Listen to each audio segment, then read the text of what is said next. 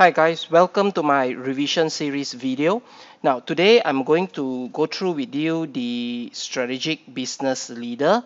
I'm going to give you the bird's view of the whole syllabus within one video. So I hope that this video will prove useful in your upcoming exam. So enjoy. Now, when we talk about strategic business leader, so as we know, every organization we need a leader. So what is a strategic leader all about? A strategic leader is one which is future oriented. Number two, it is one which is able to spot opportunities and trend. So what makes a strategic leader? So it is important to identify what are the traits that are required to be a strategic leader. Now, your examination question may actually put you in the role of a consultant where you may be required to identify or assess what are the role that the current CEO has or don't have, or evaluate the prospective candidate that is going to be recruited. So when we talk about the traits of a strategic leader, now basically we are looking at number one, having the intellectual ability. Number two, interpersonal skill. Number three, emotional stability. And number four, ability to admit error. So it is essential that a strategic leader possesses all these four traits.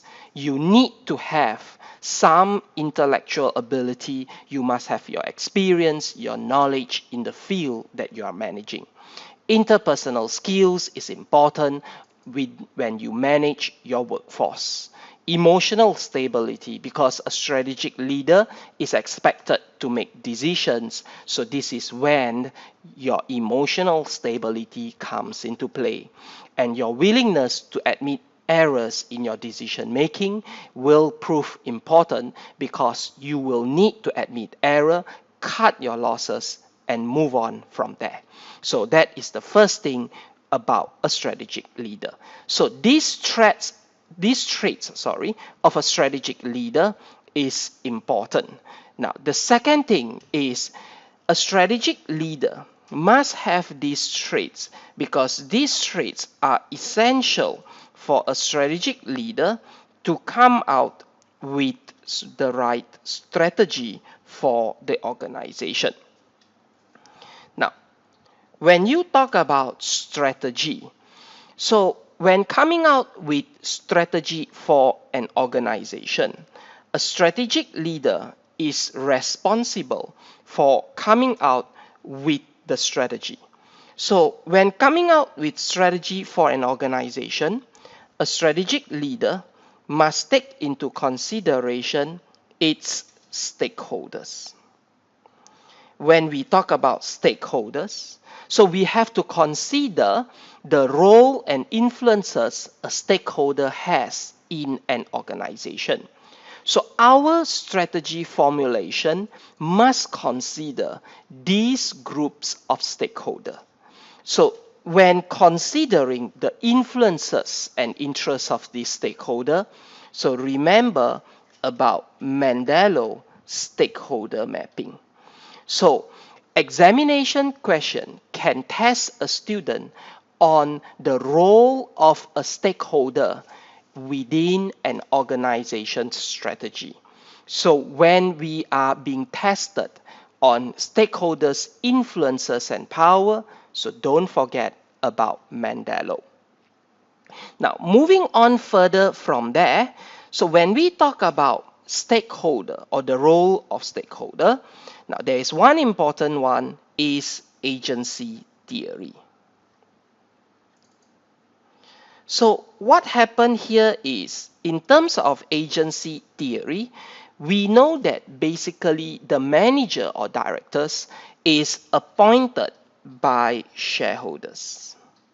So the directors are basically the agent of the shareholder. So this is basically the agency theory. So moving on from here, when we look at the role of a director, now it is important that you know several elements within this role of directors. Number one, we need to identify the difference between the role of a CEO in an organization versus a chairman. What are the benefits of having a separate person for CEO and chairman? The essential of knowing the appointment,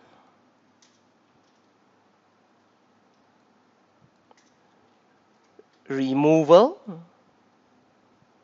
and also the remuneration of a director. And finally, also knowing the role of non-executive directors. Why is it essential to have a non-executive directors? Basically, the appointment of the NED is to reduce the conflict of interest between the management and shareholders.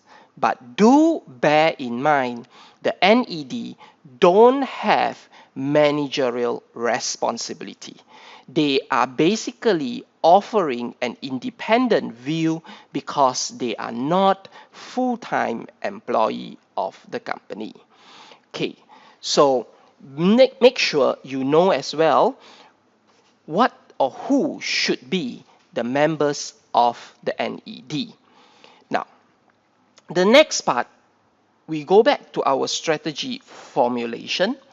Now, when we talk about strategy formulation, besides considering the impact of stakeholders, we will also need to consider culture.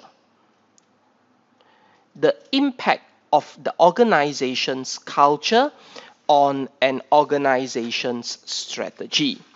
Now, when we talk about culture, so it is always associated with cultural web.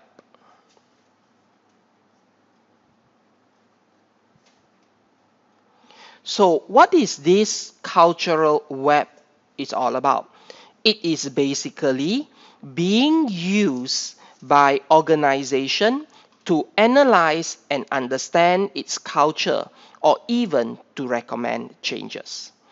So it is also important to acknowledge that a strategic leader has a role in shaping an organization's culture.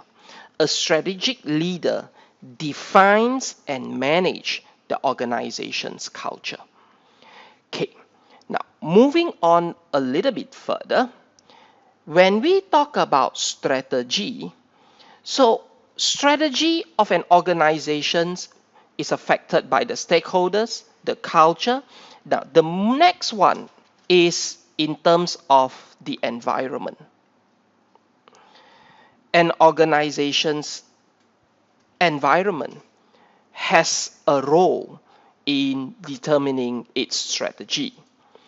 To understand an organization's environment, we can always use pastel for the macro environment. We can also look at the national environment by considering Porter's diamond. So Porter's diamond will help us to understand the national environment, what a country has to offer. So we will consider the four factors within the Porter's diamond: factor condition, demand condition, related and supporting industry, strategy, structure, and rivalry. And finally, we will look at the market and the industry. So when we talk about the market and the industry, so what is important here is looking at the attractiveness of a particular market or industry. So this is where the role of Porter's 5 forces comes into play for us to understand how competitive is the market, and from there understanding the attractiveness. Now, another aspect is when we consider strategy is to look at the corporate social responsibility. So any strategy that is decided by the management, we have to remember the role our organization play as a corporate citizen.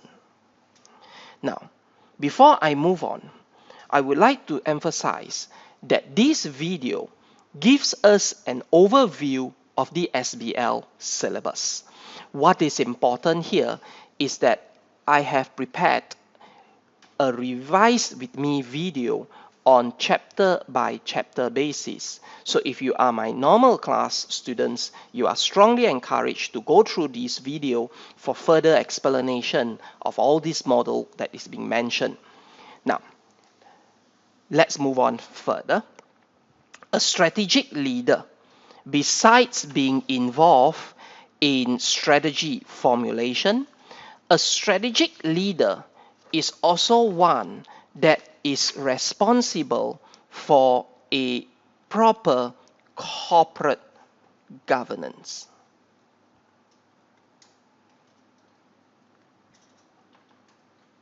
Now, when we talk about corporate governance, the role of a strategic leader is to balance the interests of the organization with stakeholder, to help to make the company making a better decision, providing information to the right people and at the right time. So to ensure sufficient information, not too much nor too little. So a corporate governance is basically a system of rule, practices, and process where it is to balance, the important thing is to balance the interests of the company's stakeholder. Now, continuing further, so we were talking about strategy. So a strategic leader is one that is responsible for the organization strategy. So when considering a suitable strategy, so there are a lot of options. So now it brings us to the next question, strategic choices.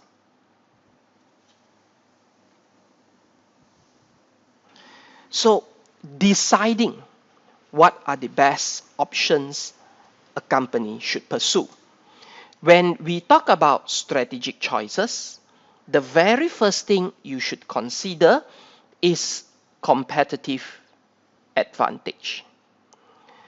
An organization must have its own competitive advantage. A strategic leader will reflect back what is the organization's competitive advantage. The inability to identify your own competitive advantage will affect the long-term survival of your organization. So when we talk about competitive advantage, there is one over here, cost leadership, being the lowest cost provider, differentiation, with the emphasis on quality, how you differentiate your company, product or service from your competitor, and focus. which we can actually split into cost focus or differentiation focus. And the next one is growth and diversification. Now, after considering and determining your competitive advantage, the next important thing is an organization need to pursue a strategy of growth and diversification.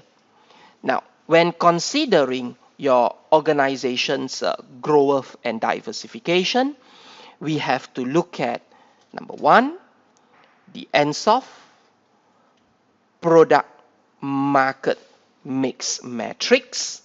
Now, under the ANSOF product market mix matrix, we will look at market penetration, market development, product development, diversification.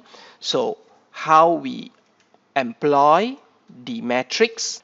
Besides the ANSOF, we also have the SAF model, which is also used basically to evaluate between different choices that an organization has.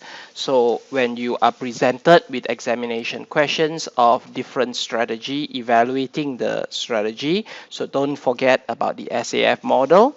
And what if in the event you are given a strategic business unit? That means you have a portfolio. So the keyword here is portfolio. So don't forget about our Boston Consulting Group matrix. Okay. So when we talk about deciding between different strategy, our strategic choices, okay, so now this will bring us into two things. Okay, because when we talk about strategic choices, so it will actually give rise, a different strategy that an organization choose will actually give rise to risk. So the next chapter related to here is in terms of risk management. Now, one of the way to reduce or mitigate an organization risk is through internal control. So now let us start with risk management.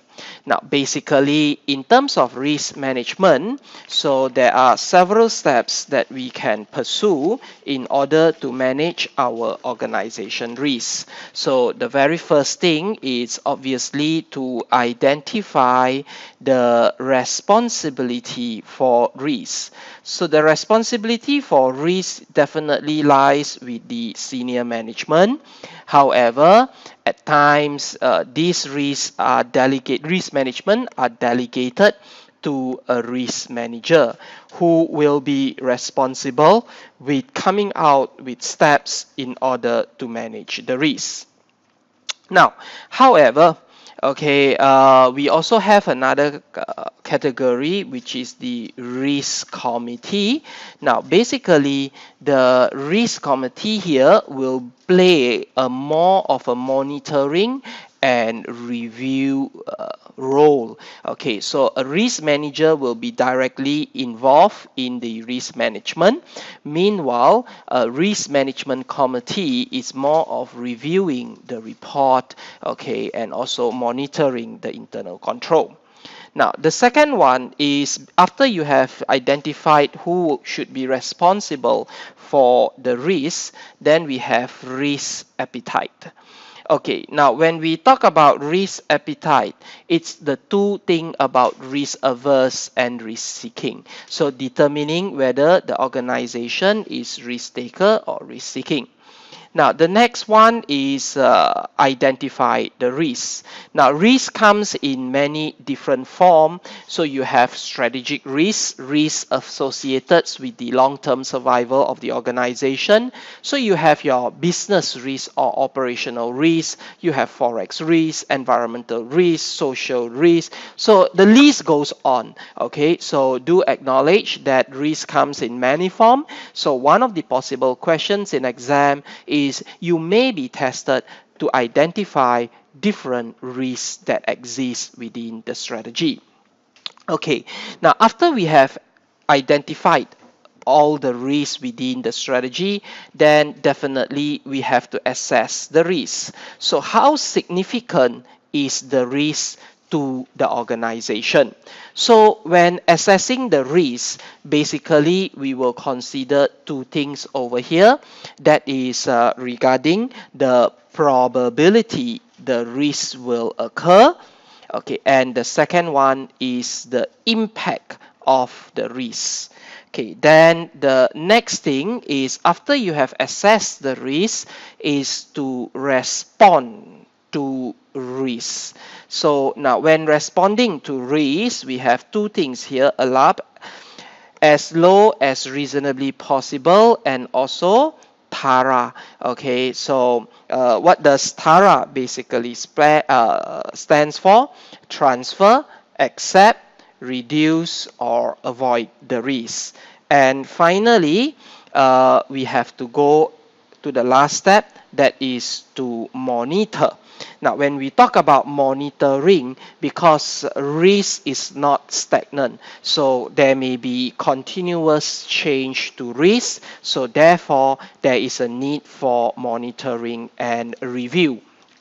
Okay, and after that, once we know about our risks, so obviously the next part is in terms of what we should do to mitigate our risks. So this is where internal control comes in. So my advice is learn up on the role of internal audit, the benefits of internal audit, and also identifying the failure of internal control. Okay, so that would form an important part.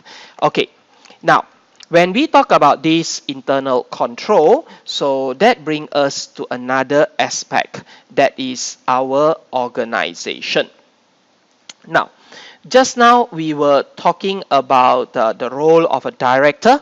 Okay, so within an organization. So what we have in the first place is the internal, okay, different organizations configuration. So we have the internal relationship, okay, which is related to simple functional divisional matrix structure. So learn up on that. And you have external relationship, SSO, GBS, outsourcing. So you have in external relationship. So read up on those, just know them, okay, in case. All right, now one important part we have here is on the Baldrige model. So what is actually this model all about? Okay, this particular model emphasizes on achieving excellence performance. So easier said than done. How can an organization achieve an excellent performance? So it goes like this. An excellent performance actually starts off with a leader. So the role a strategic leader play in an organization. So the leadership will determine the directions of the organization. So therefore, a leader will come out with strategy. So a strategy is important in order to achieve excellence. Now, how do we know that the organization has successfully achieved excellence?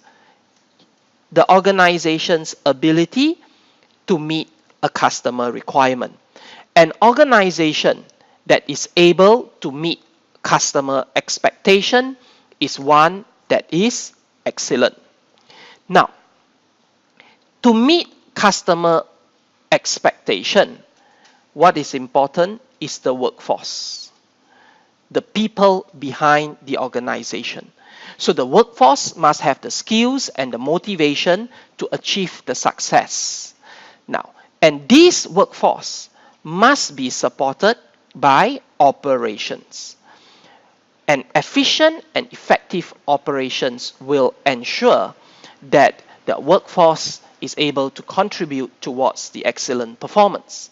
And finally, how do we know that the organization has achieved excellence performance? That is to measure the results. to measure the results whether have we as an organization achieved an excellent performance. Now, along the way, my explanation was focusing on the workforce. So in terms of workforce, now the issue that we have here is empowerment and talent management. So actually, for an organization to go through empowerment or delayering, what is important is we must have the right people. So it is essential that we go through talent management. Now, in terms of talent management, there are three important things that we must look at. Number one is to identify talent. Number two, and also identify poor performing. Number two is retaining talent. And number three is recruiting talent. So these are three essential things within our talent management. Okay, now coming back to here, earlier we were talking about strategic choices. Now our strategic choices will actually lead to a strategic change. Okay, our strategic choices will lead to a strategic change.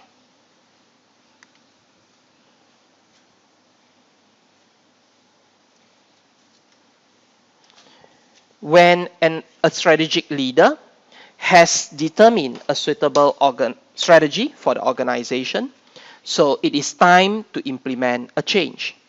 So when we talk about strategic change, so the very first thing is to identify the types of change.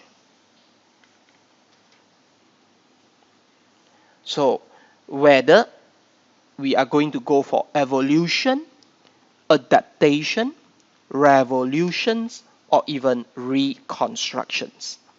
Now, when we talk about strategic change, it is basically involving changes to the business or marketing plan to achieve a competitive advantage.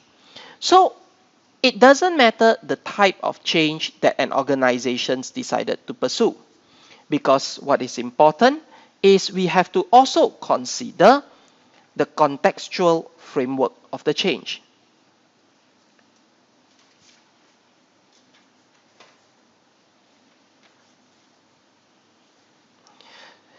Now, when we look at the contextual framework for the change, so definitely we are considering the Balogun, Hope, and Haley. So in this case, we have to look at the 8 factors within the contextual. And from the contextual framework for change, we will then have the Kurt-Lewin model. Now, under this particular model, it is all about the change process. So it is referring, this particular model, Kurt-Lewin, is basically referring to the steps that organization goes through when there is a strategic change. So the steps involved in this Kurt-Lewin process, the very first process is to unfreeze. So basically is to unfreeze your existing process, your existing procedure. Number 2 is to implement the change. And the third thing is to refreeze. Basically, in refreeze is to emphasize on the benefits that the change has brought upon the organization. So this is to give the motivation to the employee about the change has brought for the organization. Now, after the Kurt-Lewin process of change, now we have the next one, which is the Popit model. Now, basically, under the POPIT model, now what we are looking at in this case, it's all about looking or having a holistic view of an organization. This model helps an organization to identify the change for improvement. So it identifies where the problem lies within the organization. So it looks at 4 aspects within the organization. So which is the organization, the information technology, the people, and the processes. So the POPIT model is all about having a holistic view of the change, identifying where could potential problem lies within the strategic change. Now, after the POPIT model, now it's time to implement the business process change. Now, in terms of the business process change, we have several things. The Harmon's process strategy. Number 2, we have the business process outsourcing.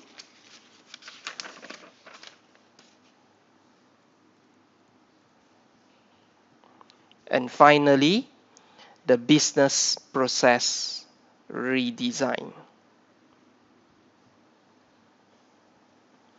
which I normally explain in class, part T.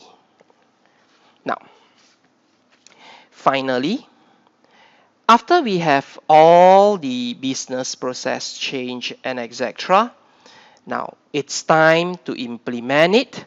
So we have to go through project management. Now, when we go through project management, so the very first thing, in terms of project management, it is basically all about ensuring our project is completed within the time and also resources and achieving our objective. So to ensure a successful project, so we must have, number 1, considering the triple constraint.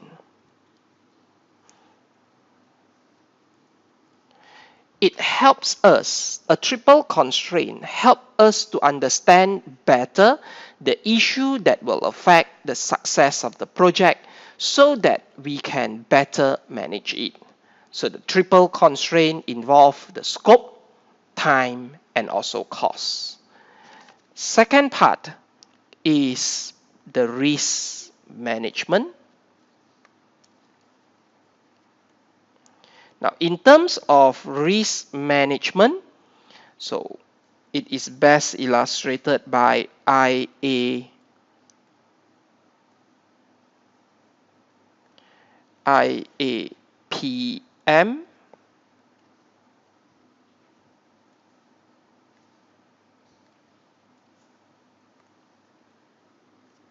So P here. So IAPM. So basically, I identify the risk, A analyze the risk, P plan for the risk, and M monitor risk. So when we talk about plan for the risk, then basically we are still looking at TARA. Okay. Now, the last part is in terms of project life cycle.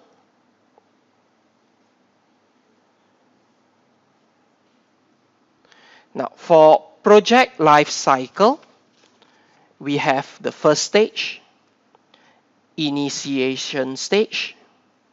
Now, in terms of initiation stage, you need to know the project initiation document, the business case.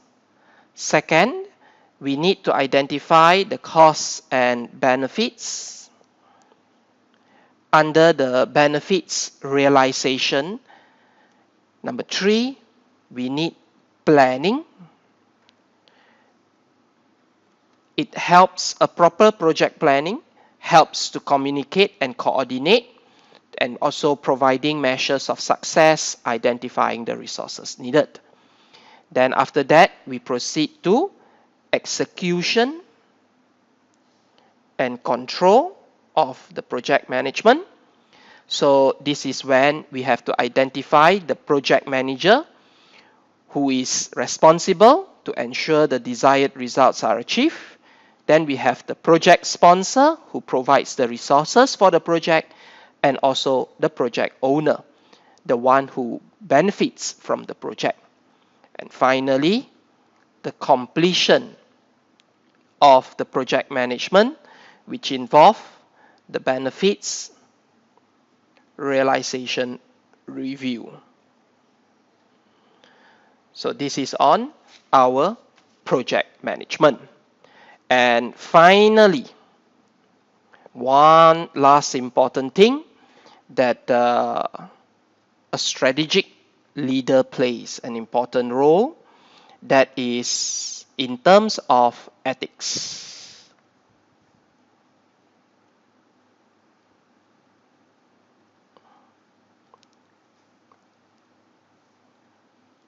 The ethical